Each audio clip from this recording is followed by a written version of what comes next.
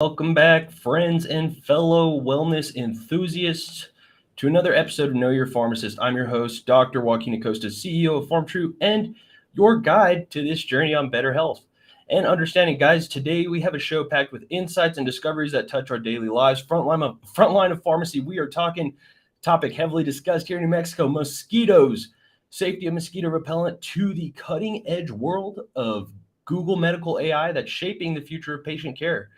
After that, we're going to dive into the soothing world of binaural beats. I don't know if you guys have ever heard this, and also discuss the alarming rise in underage vaping. It's a thing, still continues to be. A city of El Paso, it's becoming a problem, border town. Anyways, shining a spotlight on our community spotlight is going to be Chris Baker, Las Cruces' very own, very talented artist. And after that, we're going to delve into the intriguing differences in just how men and women react to stress. As always, guys, we are here to empower, educate, and engage with you. Big shout out to our show sponsors today, PharmTrue, High Horse, the Trichome Alliance, and Vado Speedway Park. And you guys are the ones who make the show possible. Big thank you. Take care of you guys. Everybody else, grab your favorite beverage and let's get ready to embark on tonight's adventure into the world of pharmacy and wellness. Together, let's get ready to explore, learn, and grow. This is Know Your Pharmacist live stream, and I am thrilled to have you with us. Awesome. Cool, guys. Well, what's going on? First thing, let's break this thing off. We're talking about DEET and alternatives for mosquito safety. Anyways, the Department of Health is now reporting West Nile cases are here in New Mexico, right, guys? And what exactly does that mean? 2 individuals currently hospitalized in the state of New Mexico for West Nile virus. 5 have been discharged post-hospitalization from West Nile here in the state. So again, 2 infections of the year confirmed and reported in late July. So what does that mean, guys? Talking about West Nile virus, good time to remind everybody about bug sprays and the different chemicals that go into the bug sprays. Yeah. Well, let's take a little bit of a brief history look. Well, I'm sure most people think of bug spray, they probably think of right off. What's the top bug spray that comes to mind? Well, off does make different types of, bug sprays, but, the military has a military grade mosquito repellent invented in the 1940s, DEET, right? So big history on DEET and the percentage of DEET. We're going to get a little bit into that here right now and what kind of that means, right? So we'll cross over a little bit between DEET and picaridin, and I probably say it wrong sometimes, but whatever it is. So I want to compare and contrast, the older form of DEET and kind of pros and cons about that versus picaridin. And, you can pay attention to these ingredients on your bug labels as you shop for them. So, guys, again, West Nile is a thing. It's back in New Mexico. It's active right now, and you don't want to be the next person that has it. So, again, got to do your best in preventing mosquito bites. So again, starting with DEET. DEET was developed by the U.S. Army in 1946 to protect soldiers in insect-infested areas. What was happening in 1946, guys?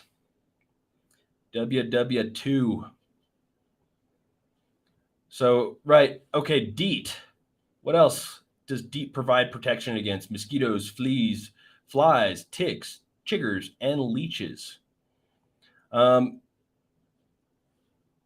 DEET 20 to 30% concentration is really what it takes to get a full effect for a couple of hours. So another something to keep in mind, once you are in the sun or in water or sweating, you do have to reapply DEET just as you do sunscreen. Again, negative reactions from DEET. DEET, again, guys, is CDC approved. The CDC approves DEET as, acceptable, safe, and healthy when it's used for what it's supposed to be used for, as an insect repellent. Granted, DEET can also burn your clothes. So that's why some people don't like it. Other people don't like DEET because of the smell. right? I mean, you guys talk to me about your mosquito sprays if you use them, guys. Let me know what you like or don't like about mosquito sprays.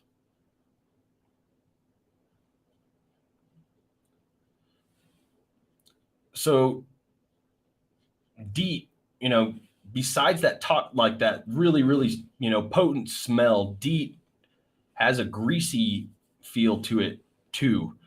That greasy, distinctive, feeling that is kind of odory. Well, that chemical can actually dissolve certain plastics and synthetic materials.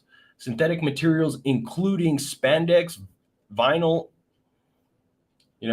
a lot of people wear these things. So interesting. Even sunglasses and plastic eyeglass lenses. So another thing to be careful about, guys, like, coatings on your glasses can get eroded by the DEET from off. If you didn't know that, it can be a thing. You got to keep it away from there.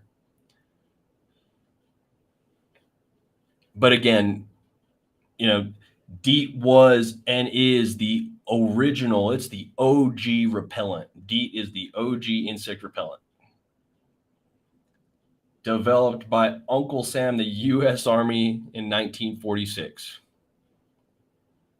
So again, DEET can provide 1 to 6 hours of protection from mosquitoes, depending on the strength of the DEET and how it's applied. And yeah, that's about the extent of that. You can shop and see if DEET is the active ingredient on your, labels. And you can check the percentage of DEET on the labels. Again, recommendation between that 23% DEET is the sweet spot. You're not going to buy DEET at 23%, but really at least above 20 you want to be hitting. I mean, I just bought some 40% DEET, not going to lie. It was like the Cutter Max, and I'm still getting bit. Anyways, knock on wood, no West Nile. But contrasting the other one, in comparison to DEET, what is the other comparison? It's called picaridin. Picaridin. Picaridin. Picaridin. It's the newer option. DEET created by the U.S. Army in 1946 as a strong insect repellent. Picaridin created by Bayer. I think we all know who Bayer is, in the 80s. Pronounced picaridin. Picaridin. All right, so it was developed from a plant extract from the genus Piper, same genus that produces table pepper, interestingly enough. So picaridin has been out in the United States available since 2005. In Europe and Australia, it's been out and available since 98. The EPA, does approve and conclude that picaridin and DEET are both safe when they're used for normal insect repellent uses at normal doses, right? Again, so this is the interesting thing in advancement to DEET, the traditional OG insect repellent, picaridin, the studies have shown it's actually a little bit more effective than DEET in repelling mosquitoes and equally as effective as DEET against ticks. And then the pros here, you're going to see a little bit higher price, maybe more limited availability, but the pros of picaridin, excuse me, someone's probably going to rip me for how bad I said that. Unlike DEET, however, picaridin is odorless, non-greasy, and does not dissolve plastics or other synthetics. You know what I mean? So everybody who is a cosmetic careful person probably is going to be a little bit more, advised to buy those picaridin products. So again, I may just have the mind-brain connection. I just feel like if I've got a strong smelling mosquito spray, it's got to work, right? Like if I'm using off, The stronger it smells, the greasier it is, the better. But guys, picaridin is still good. You may pay a little bit more in the short term, but you may save a little money in the long term on your some of your clothes or other materials, whether it's sunscreen or sunglasses or spandex. So I think it's worth knowing that, okay, DEET theoretically, to the newer age guys, is as long as you're getting picaridin, you're probably getting the newer option. And that's probably the check that you want to get. Ideally, it's going to work better every time. And if that's okay, then if that's okay with you, that's okay with me. So those are my recommendations, guys. Picking, both DEET and picaridin. Sure, they're great. DEET, you need to stay above, again, 20%, and you need to reapply with DEET. It's got that odory, greasy feeling. You got to reapply. You got to reapply with both. Let's move on, guys. Talking tech. Pretty cool. Google's generative AI and MedPalm for patient care. So this thing is pretty gnarly, guys. Like, this has been like a use case for Google already. MedPalm 2. It's Google's medical large language model, or LLM, which is going to start getting released now to select, healthcare providers. And what does that mean? So literally, it's a talking device that can it's a communication device specific to healthcare providers, where you can access whatever information you may need to help do healthcare better. So totally crazy, right? Let me share this with you guys. Let's check this out. Boom, share.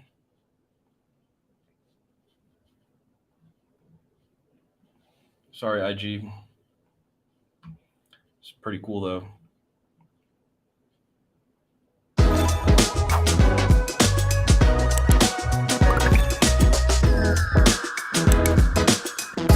We believe large language models have the potential to revolutionize healthcare and benefit society. MedPalm is a large language model that we've taken and tuned for the medical domain. Medical question answering has been a research grand challenge for several decades, but till date the progress has been kind of slow. But then over the course of the last 3 to 4 months, first with MedPalm and MedPalm 2, we have kind of broken through that barrier. Unlike previous versions, MedPalm 2 was able to score 85% on the USMLE medical licensing exam. Yeah, this is immensely exciting because people have been working on medical question answering for over 3 decades. And finally, we are at a stage where we can say with confidence that AI systems can now at least answer USMLE questions as good as experts. So the way we started with MedPalm 2 was really to take Palm 2, which is Google's most advanced language model, and then adapt it to the medical domain. To train the MedPalm 2 model, we worked with a panel of clinicians across the US, the UK, and India. We took a representative set of answers from this panel of clinicians and then tuned the model to produce answers that look more like those answers. And from there, we used this panel of clinicians and their judgments to kind of evaluate whether these models are performing better across a set of human values, including things like low likelihood of medical harm, alignment with scientific consensus, precision, and a lack of bias. One limitation of existing work was that there was no standard way to evaluate a large language model tuned for the medical domain. So we introduced Multi-Med QA, which is a benchmark for large language models in the medical domain, which spans consumer research questions, medical exam questions, and also consumer medical questions. To better encode a set of ethical principles into the MedPalm 2 model, what we've done is a bunch of adversarial testing so that we can take the model, test it in scenarios that it might not have been kind of originally intended for, and make sure that its outputs are aligned with our values. May or may not be abused. How do you know if the computer will go? We are opening up access to these models through Google Cloud, and we hope to gather feedback from our partners and use that to further improve and refine the models. There's also the notion of capabilities that we need to further add to these models. One aspect that we are very excited about is multimodal, where a model is not only able to understand text, but also interpret your medical record, or understand and interpret your medical images such as your CT scans, or maybe even genomics data, or protein sequence data. So I think the potential is immense, and as long as we do this safely and responsibly, but also boldly, I think we are going to have a lot of impact in the world. There is still a lot of research to be done, but I am very... So again, MedPalm 2, MedPalm is a large language model designed to provide high-quality answers to medical questions. And these are like doctor medical questions, like I've got X, Y, and Z happening in the hospital right now, and what do we do? And right, this is the growth of MedPalm and getting to MedPalm 2. And like, here's an example of the way, it answers questions. And it can look at, got 32-year-old woman comes to the physician because of fatigue, breast tenderness, and increased urinary frequency and intermittent nausea for 2 weeks. Her last menstrual period was 7 weeks ago. She has a history of a seizure disorder treated with carbamazepine. Physical examination shows no abnormalities. A urine pregnancy test is positive. The child is at greatest risk for developing what are the following complications? So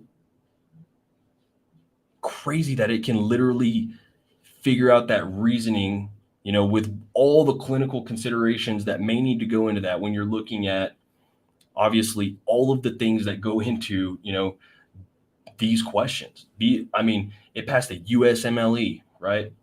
That's a hard exam for medical doctors. And, it has to really, really gather a whole lot of insights on top of one another. So again, this is the way it's like already answering medical questions. Check this out as an example. So it's talking about urinary incontinence. Incontinence means, this, that, and the other, which are, more probably general definitions than is going to be tested by it later. And we'll even show you a little bit of this. But even to double check, doctors and some of these other things, and maybe, in a perfect world, every health facility already has all their data and everybody knows what they're doing. But imagine a double check that never gets tired when the entire world of healthcare is tired all the time and burnt out, right? It's not going to make the same errors. The scary thing, right, is how does it make decisions? Just like in iRobot, where, Will Smith was saved right at the beginning over the little girl because the AI deemed that Will Smith's probability to live was higher than the little girl, so therefore it chose to save Will Smith. And that was the whole kind of basis of the movie. So interestingly enough, right, we're looking at this now as a reality. Like write you a report of a chest x-ray, and it can look in the chest x-ray and see all of this in a split second. Lungs look good, this, that, and the other. So again, limitations here. Human evaluation shows answers compare favorably to physician answers across several clinically important axes, but they know more work still needs to be done. And ethical deployment is going to need to be, at the top of mind. So, I have no idea what you guys think about that. I think it's like super awesome. And basically, a senator over in, let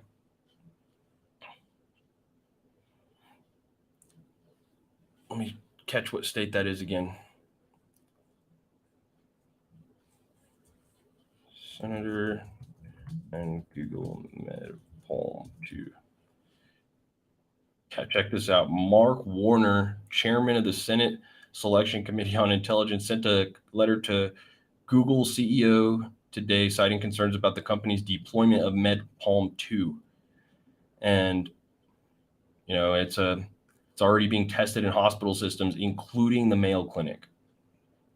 So, something interesting to keep in mind there. He's saying the right things. You have to ensure the ethical deployment of it. Absolutely. Top of mind. And granted, the common concerns that he was, citing, he says, I worry that the premature deployment of unproven technology could lead to the erosion of trust in our medical professionals and institution, exacerbating, existing racial disparities in health outcomes and increased risk of diagnostic and care delivery errors. So I see where he's coming from, and I see the concern. I'm also seeing that thing is already scoring, 85% and up on the USMLE. So I'm also probably imagining that this thing is going to be, making very sound, consistent clinical decisions in a very short period of time. Guys, they've got airplanes that are flying themselves better than the best fighter pilots in the world can. These planes are already outflying them. You don't think the technology is going to be out-doctoring doctors soon? You can't out-doctor a human touch, but at the end of the day, doctors are looking at a series of giant amounts of data inputs and cross-referencing it with everything they ever knew to be true based on their learning and experience. Same thing is going to happen to the computer. It just gets it and digests it a billion times faster. And for, looking at disparities in communities and, places where it's harder to employ healthcare providers or it's harder to have consistent healthcare access, having some healthcare anomaly, on board that never gets tired and never goes to sleep and is always consistent and, always damn near perfect. Wow. That's that abundance stuff right there, guys. That's pretty crazy for sure. For sure. So anyways, moving on to the next segment, talking Enlightenment Hour, guys. We were talking about binaural beats and solfeggio frequencies. You guys ever heard of any of this stuff? Rather new to me. However, binaural beats, right? I don't know if you guys recall talking about brainwaves last week. And, I was talking about the lower brainwaves, delta 1 to 4 hertz, theta 4 to 8 hertz, alpha 8 to 14 hertz, gamma 30 and up, beta 14 to 30. So again, your brain works in these wave frequencies, right? And as we were talking last week about different ways to achieve, brain frequencies through meditation or exercise, right? Interestingly enough, music, sound changes your brain frequencies. Music that is popular with everybody listening to it at the same time, it's been observed that everybody gets on the same brain frequency. Like, that's pretty cool. So, I mean, think about all those times when you go to the concerts and everybody's just raging, right? Like, there is a little bit more to that. All those fans of a specific band all like that music. It all hits their brain, the same, and it's getting those brains on the same level. Pretty cool. Anyways, to the good and to the bad of all of that, where you look at our bodies and our minds and our brains and how they process what we hear, see, smell, taste, and touch. Well, binaural beats, BINAURAL. Not a lot of clinical research on this yet. There's some. But, these beats, they're coming at two different frequencies. And you can straight up YouTube them. And binaural beats and solfeggio frequencies are the two I'm talking about here. But again, binaural beats are two tones playing in each ear at different frequencies. The difference in frequencies between the two tones is what your brain ends up processing, being called the binaural beat. And the benefits to that beat, the music is said to have benefits of inducing a mental state of meditation, which can lower stress and anxiety, boost focus and concentration, increase relaxation and positive moods. And you can even choose what frequencies that you want to achieve through binaural beats, getting into, again, the brain waves that you would want to channel: delta, the low brain waves, dreamless sleep, deep sleep, relaxation; theta, meditation, REM sleep, creativity, and more; alpha, decreasing anxiety, promoting relaxation, encouraging positivity; and then beta, concentration, alertness, improved memory, and problem solving; and then gamma for training and learning. So again, beats that literally actually are free access online, which is pretty cool. And I wanted to show you guys, check this out. Let's see.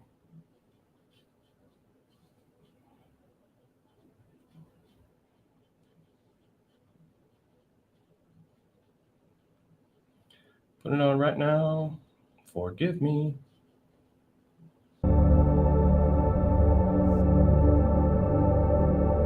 So, they're saying that some of these beats can heal the body.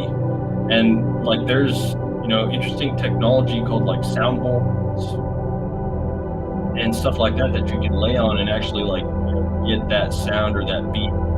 Granted, I just looked up a YouTube video here for binaural beats, and you can type in like, binaural for focus, binaural beats for relaxation, binaural beats for sleep.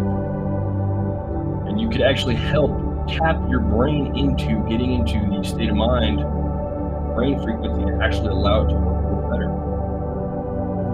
If you're experiencing some sort of creative block or, whatever that may be, maybe getting in the right, literal brain frequency achieved by a sound, not a bad idea there.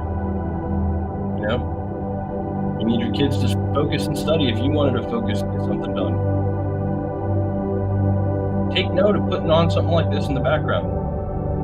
Binaural beats. Right? Pretty cool. So the other one I'm going to show you guys is these solfeggio frequencies. Solfeggio frequencies are specific sound tones that help promote various aspects of body and mind health. They are fundamental sounds used in Eastern Indian religions and Western Christianity. They, through research, have shown mental, emotional, and physical effects. And so I'm going to play one here for you guys here in just a second.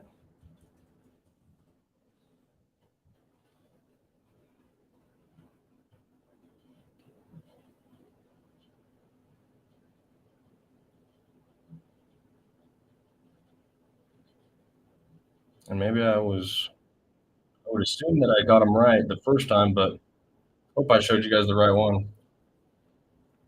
Check this out. So this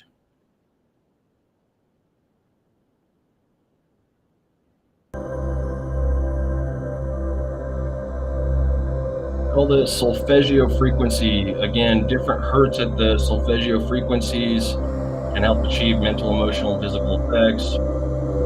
Inputs into the body are always, worth taking a second look at, whether it's food, sound, taste, touch, all your senses, right? So you can use these frequencies to help, remove fear, worries, or anxieties, or, help promote peace and well-being at whatever different hertz level that you can use. Again, this is the 528 hertz level, showing that this frequency has the ability to help reduce stress in the endocrine and autonomic nervous systems. Interesting, right? So, like I said, do your own research, but pretty cool stuff.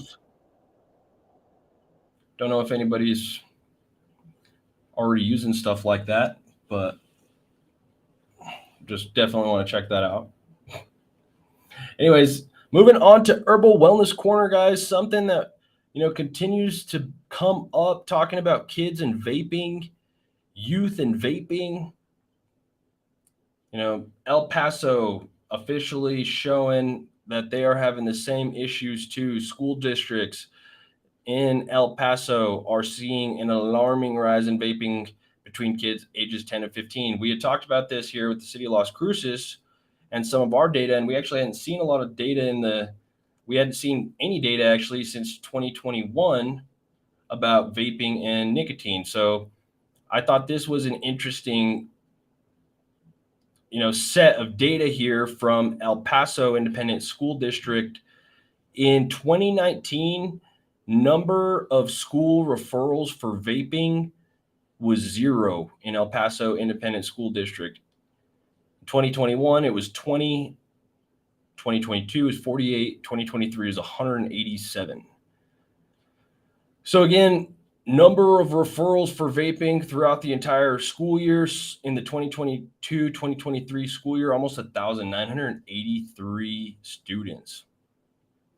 And the big note that I want to take, into consideration here, guys, vaping, having a THC vape pen in Texas is a felony charge, regardless if you're 18 or not 18 or anything like that.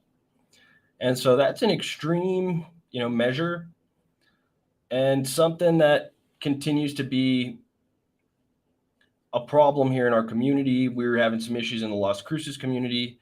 However, it seemed to be in the Las Cruces, anecdotal data that nicotine was more of a problem in the vapes than THC. However, THC was still coming up and occurring in the vapes. But on top of nicotine being more of the problem,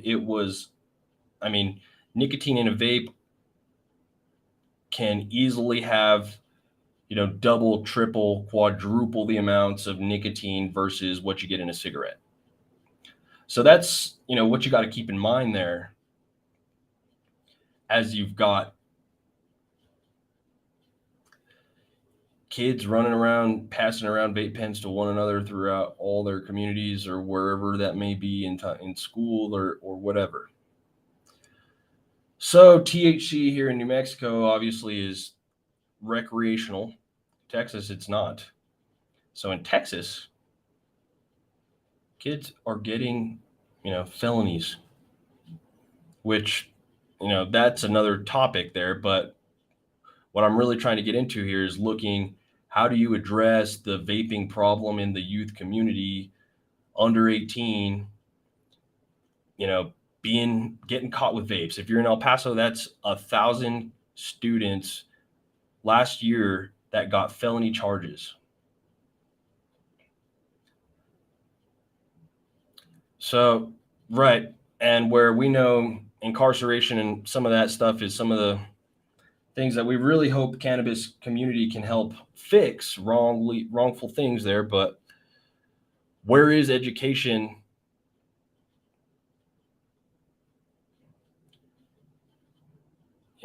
Gonna help? How do you fix those things? Right.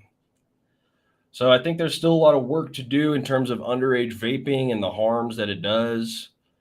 Yes, keeping the top of mind that, in Texas, it is a felony to possess a THC vape pen. That can literally lead up to 2 years in prison and a fine of up to $10,000. So for all of us border community people, it's something to really keep in mind. And, me, Las Cruces is my hometown, and El Paso might as well just be our hometown too. It's just something that we have to address within those schools, and not exactly sure. Like, we have to, yes, educate the parents.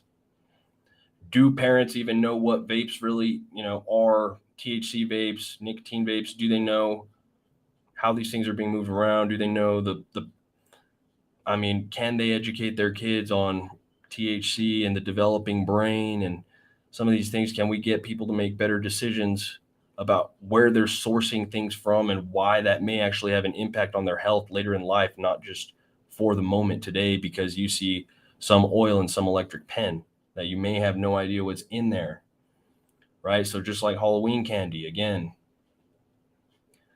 kids are running around with God knows what in their vape pens. And on top of that, in El Paso, they could be getting felonies before they leave high school. So, talking about underage vaping and legal considerations,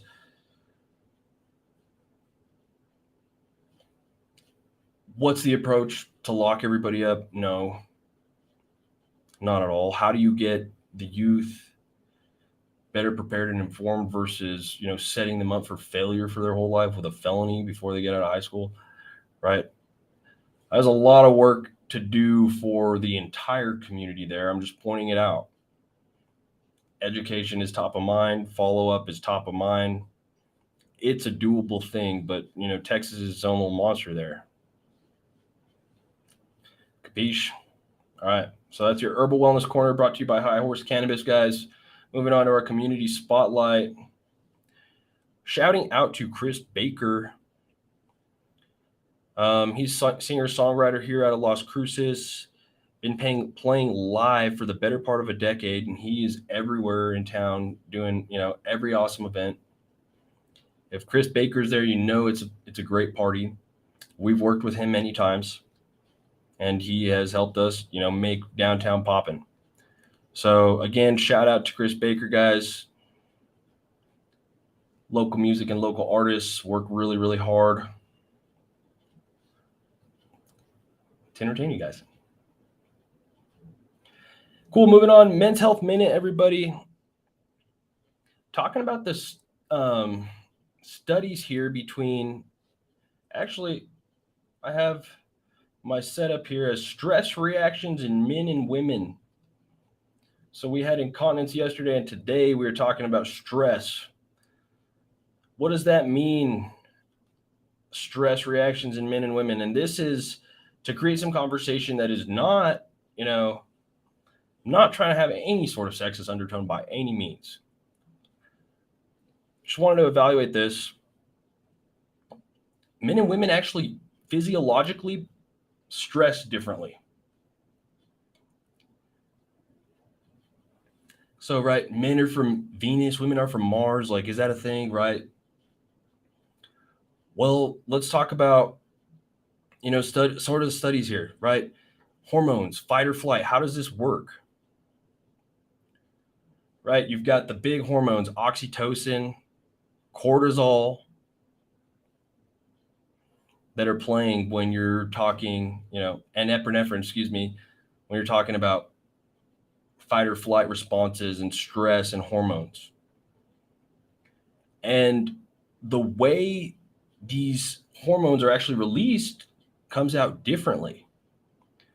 And in women, it's been found that when cortisol and epinephrine rush through the bloodstream in a stressful situation, oxytocin comes into play. Oxytocin gets released from the brain, countering the production of cortisol and epinephrine, promoting nurturing and relaxing emotions. Men also secrete oxytocin when they're stressed, but it's in much, much smaller amounts, leaving them on the short end of the stick when it comes to hormones. So again, there are physiological differences between the way men stress and the way women stress. And citing this study of almost 2,900 people, 1,500 men, women, almost 1,400 men. And in the survey, they did fill out a questionnaire about mental health, but they were also asked to provide information about how strongly they felt supported by their social environment, colleagues, superiors, and whether they had someone with whom they could discuss their problems. And, they went in and looked at all the variables and stuff, but, the data showed. The observation is that, the results fit the traditional gender norms. And it's just something to keep in mind. And obviously your the way you were born, the way you were raised, everything, your environment and the way you're nurtured is going to obviously impact the way those gender norms influence your life. And I know, 2023, we're necessarily not gender norms are not our biggest focus anymore, right? But, for the biological response that has been observed, right, is that men are more strongly associated with work and women are more strongly with family and friends, which is traced back to traditional gender roles and norms. Men feeling more affected by job insecurity and unemployment stresses men out versus, women experiencing more strain when they feel that they're neglecting their family. And maybe the traditional roles and the way it's been set up, has caused that data to come out that way. And there's limitations, but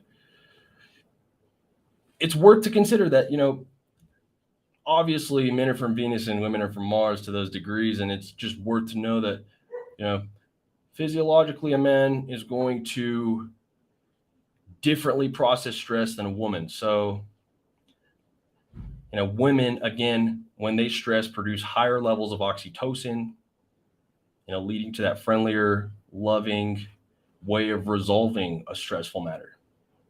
And, physiological response as cortisol and epinephrine rise, oxytocin rises. Men do not enjoy the same benefit of oxytocin rising. So men, again, get the short end of the stick. Men stress differently. Men stress to different things than women stress to inherently, perhaps because traditional gender roles have been, normalized in whatever ways. But for now, that's kind of how that works, right? And, can't rewire the entire population. And so to know, maybe, your spouse may handle stress differently, and where can you help, help that stress, right? Can you use that to your advantage? Can you identify that even with yourself to maybe even think, if you're a guy, like what kind of things might stress me out? Oh gosh, you're right. It is related to X, Y, and Z. And it doesn't give you all the solutions there, but right. Fight or flight responses equal stress. And men experience that during stress. Women typically tend to treat and nurture. And that has an impact on how to handle it, has an impact on a lot of things. It's cool to see the traditional roles, those in those ways honored. And I think in Men's Health Minute today, I think it's just important for you guys to keep that at the top of mind. Guys, we are all wired a little differently, and it's okay. Not everybody's going to stress about the same things. And, your gender may be a reason for that, and that's totally okay too. And guys, we already know what we're in for. Guys, we are always wrong, okay? Don't forget that. Again. All right. Don't think I see any other questions here. So I'm going to jump off. Hope everybody has a wonderful evening. We will see you guys tomorrow.